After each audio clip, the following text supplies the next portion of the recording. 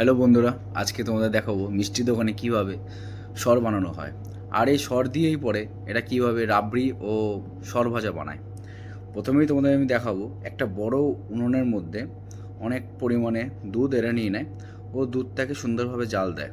এবার জাল দেওয়ার পর আঁচটাকে হালকা আলগা করে দেয়।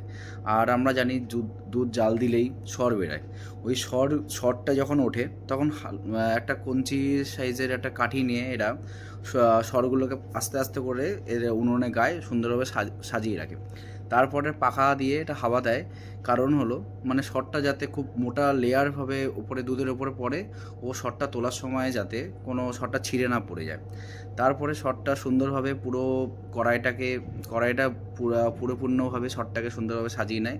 সরটা কিছুক্ষণ পর এটা শুকিয়ে গেলে এরা একটা ছুরির সাহায্যে সুন্দরভাবে পরিমাণ মতন এরা কেটে নেয়। তারপরেই এটা দিয়ে সর ও রাবড়ি তারপরে এরা বানায়।